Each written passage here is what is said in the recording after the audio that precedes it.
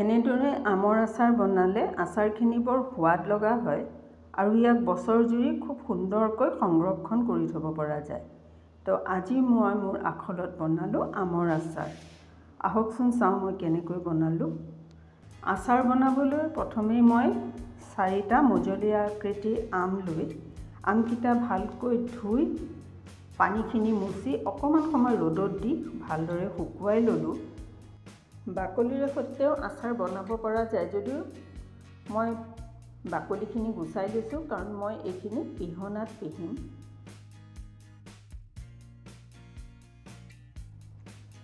ইয়াক সৰু সৰুকৈ টুকুৰাকৈ কাটি ল'লেও কিন্তু বৰ সুন্দৰ হয় খাবলৈ, কিন্তু পিহি ল'লে আচাৰখিনি দুদিনমান ৰ'দত দিলে আমখিনি বৰ ধুনীয়াকৈ গলি আহে।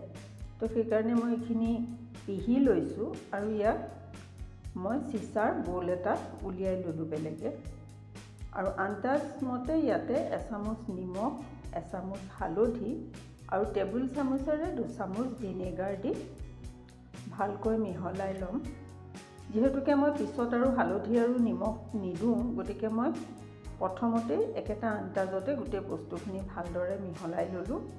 আৰু ইয়াক মই এতিয়া 2 ঘণ্টামানৰ কাৰণে এনেদৰে ঢাকি থ'ম, যাতে হালধি আৰু নিমখৰ লগত গোটেই আমখিনি সুন্দৰভাৱে মিলি যায়। আৰু ভিনেগাৰ থাকিলে আচাৰ আচলতে কেতিয়াবা ৰ'দত নিদিয়াকৈ ৰাখিলেও আচাৰখিনি বেয়া নহয়। এইখিনি ৰেষ্টত থাকে মানে মই এতিয়া আচাৰৰ কাৰণে মছলা বনাই ল'ম।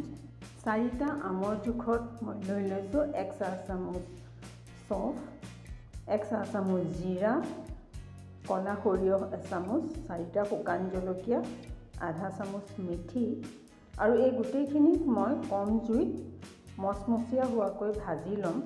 যেতিয়া সৰিয়হখিনি ফুটিব, চফখিনি ফুটি উঠিব, যেতিয়া মই এইখিনি জুইৰ পৰা নমাই থ'ম। মই ইয়াত ধনিয়া দিব পাহৰিছিলোঁ, গতিকে মই আধা ভাজা হোৱাৰ পিছত ইয়াত এচামুচ ধনিয়াও মিহলি কৰি দিছোঁ।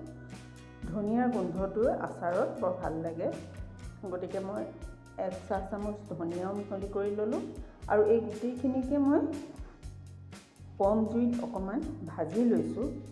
ভজা হোৱাৰ পিছত এইখিনি ঠাণ্ডা কৰিলোঁ আৰু ঠাণ্ডা কৰি মই মিক্সিত দি এই গোটেই মছলাখিনি কুটি ল'ম।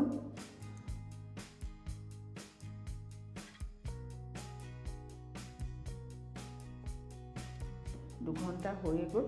ইয়াৰ পিছতে মই এতিয়া আচাৰখিনি বনাম। আচাৰ বনাবলৈ মই কেৰাহীত আধা কাপ জোখৰ তেল গৰম কৰি ল'লোঁ আৰু গৰম কৰি মই তেলখিনি কিছু ঠাণ্ডা কৰি লৈছোঁ, জুইৰ পৰা নমাই ল'লোঁ। তাৰপিছতে তাত দি দিলোঁ চাহ চামুচৰ 4/4 এভাগ হিং দিলে আচাৰৰ গোন্ধটো বৰ ধুনীয়া হয়।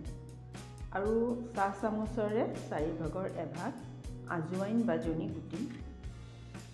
এইখিনি সুন্দৰকৈ মিলাই লৈ মই দি দিছোঁ 1 চাহ চামুচ কাশ্মীৰী লাল মিৰ্চ ৰংটোৰ কাৰণে। ইচ্ছা কৰিলে ইয়াত জ্বলা জলকীয়া গুড়াও দিব পৰা যায়, কিন্তু যিহেতুকে মই 4টা শুকান জলকীয়া দিলোঁ, গতিকে মই আৰু আম কম আৰু আমখিনি ৰ'দত দিলে অকণ গলিব, গতিকে মই ইয়াত খুব বেছি এটা জ্বলা নিদিওঁ। ইয়াতে মিহলি কৰি দিছোঁ নিমখ, হালধি আৰু ভিনেগাৰত থৈ দিয়া এই আমখিনি দি মই ভালকৈ গোটেই মিশ্ৰণখিনি তেলৰ লগত লৰাই দিম।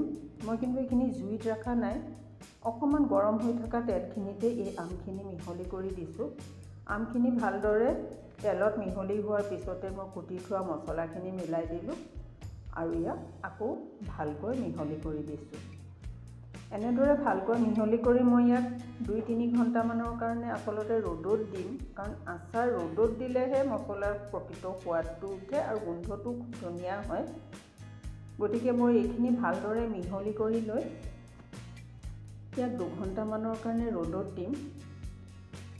তো এয়া মই আচাৰখিনি 2 ঘণ্টামানৰ কাৰণে ৰ'দত দিলোঁ আৰু ৰ'দৰ পৰা উঠাই অনাৰ পিছত এয়া দেখুৱাইছোঁ আপোনালোকক।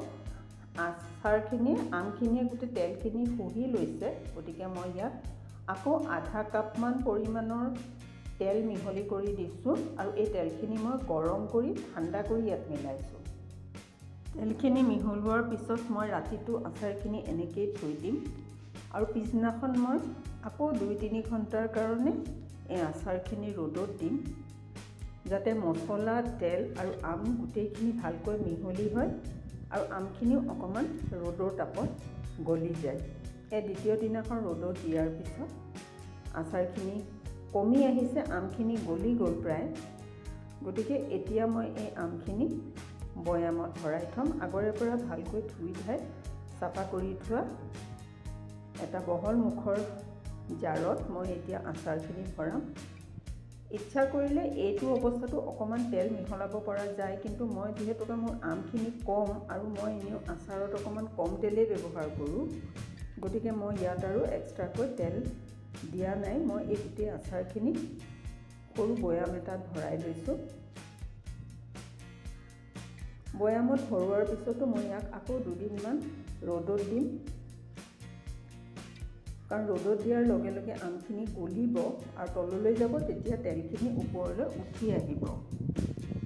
এনেদৰে আম যদি আচাৰ, যিকোনো আচাৰে এনেদৰে বনাই যদি 2 এদিন ৰ'দত দিব পৰা যায়, আচাৰখিনি আচলতে মছলাটো যিমানে মিহলিব বস্তুখিনি গলিব আৰু আচাৰৰ সোৱাদটো আৰু গোন্ধটো আৰু বেছি হয়। এয়া মোৰ আচাৰখিনি বনাই হৈ গ'ল। এতিয়া মই ইয়াক এখন পাতল কাপোৰেদি, মই ঢাকনখন নলগাওঁ, সাঁফৰ নলগাই মই ইয়াতে এখন পাতল কাপোৰ দি ৰবৰ মাৰি পেলাই থৈ দিম। এনেকুৱাকৈ থৈ আচাৰখিনি ৰ'দত দিলে বৈয়ামৰ ভিতৰত কেতিয়াবা পানী জমা হৈ যায়, আৰু এনেকৈ কাপোৰ এখন দি ৰবৰ মাৰি থ'লে কিন্তু এই পানী জমাৰ প্ৰব্লেমটো নহয়, তেতিয়া আচাৰ বেয়াও নহয়।